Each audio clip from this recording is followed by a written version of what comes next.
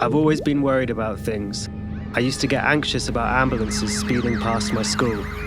I remember feeling scared that I wouldn't make it to 11 years old because the bones in my chest didn't feel normal.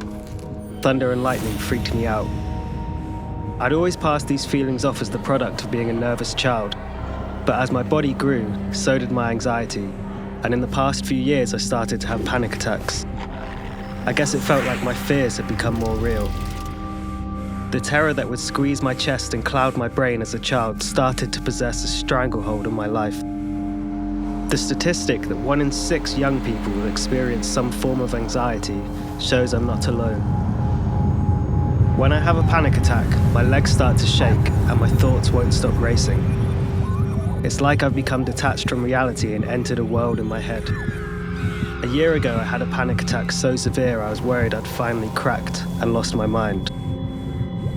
When I looked at myself in the mirror, my face looked completely different and I almost called an ambulance.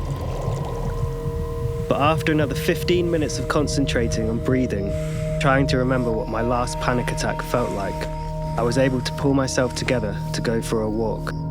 That evening, I wasn't sure what to do with myself. Often the experience leaves me too scared to do anything, in case I have another panic attack. Someone had told me about ambient music before, so I decided to give it a go. When you're anxious, it's important to feel grounded, to return to a place where you can experience things with all your senses. Ambient music helps with that, because it gives me space to think.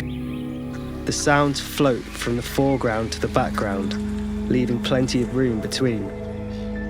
Punctuated by subtle piano clicks and whirring synths, these pockets of silence help me to become more focused and aware of my surroundings.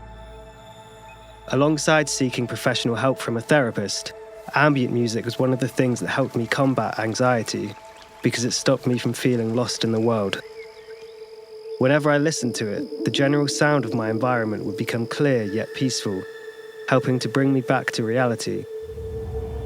So I started to listen to William Basinski, Grouper, Gas, and Oval religiously. At one point, Brian Eno felt like an angel sent to me from heaven. In fact, it's Eno who once said that ambient music must be as ignorable as it is interesting. That's a remarkably uneventful contradiction, but that's also what makes ambient music special. It never feels obtrusive, yet there's an emotional character to each sound that can colour or cradle your mood. In some ways, there's a certain power within the ambience. I guess it's almost spiritual, like the genre is a calming guide for your mind.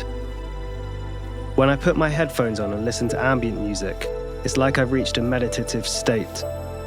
There's an overwhelming sense of comfort in the subtle energy of the ambience, which increases as the sounds become more and more familiar.